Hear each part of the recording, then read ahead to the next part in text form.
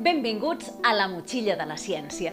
Com us deveu imaginar, per l'entorn que he creat, avui parlarem de plantes, però parlarem sobretot de la influència que tenen les plantes i tota la vegetació sobre la ment humana. Perquè avui us porto un llibre de psiquiatria.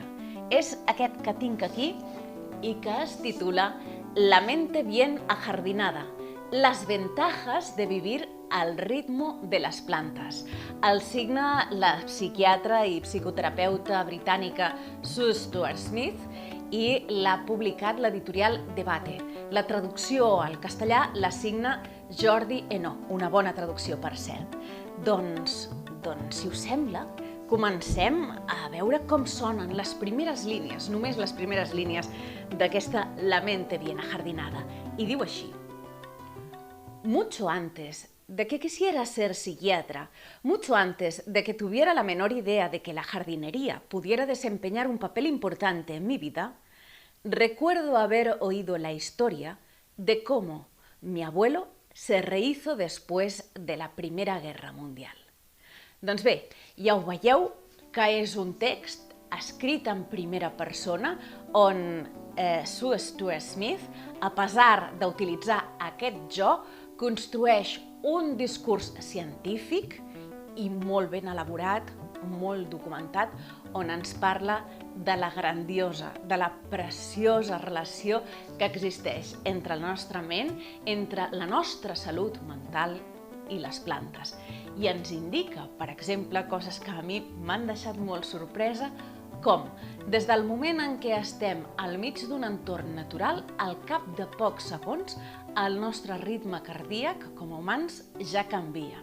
Que al cap de mitja hora d'estar en un entorn verd ple de vegetació, la hormona de l'estrès, la coneguda com a cortisol, ja comença a baixar. I això a mi, la veritat és que la conclusió que m'ha fet treure Sue Stuart Smith sobre la relació que existeix entre la ment i les plantes és que els éssers humans, com qualsevol animal, està fet per estar a la natura i que quan se'ns treu de la natura ràpidament ens estressem o tenim algun tipus de problema. Ella explica a través de multitud de documentació, estudis i també les teories psicoanalítiques de Winnicott, de Carl Gustav Jung, de Sigmund Freud, etc., la importància de mantenir un contacte estret amb la natura. Per exemple, posa mostres de com és molt necessari en els programes de reinserció de les presons o també per la formació a les escoles que les persones aprenguin a estar en contacte amb la naturalesa i a cultivar les plantes. Posa com a exemple, ja ho heu vist, el seu propi avi que va arribar traumatitzat després d'haver estat en un camp de presoners a Turquia durant la Primera Guerra Mundial i que es va aprimar 40 quilos i que quan va arribar a casa el donaven gairebé per mort perquè pesava molt poc, però gràcies a la seva dona i a apuntar-se a un curs d'horticultura, el seu avi va poder refer la seva vida i va arribar a tenir més de 70 anys. Doncs bé, són molts els beneficis que ens va explicant Sue Stuart Smith. M'ha interessat molt com explica què és un trauma, què és l'estrès posttraumàtic i com s'hi pot fer front.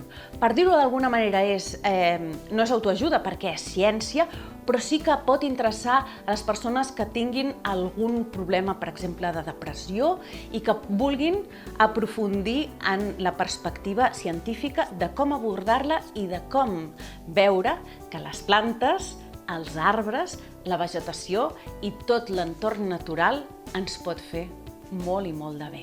Així doncs, bona lectura!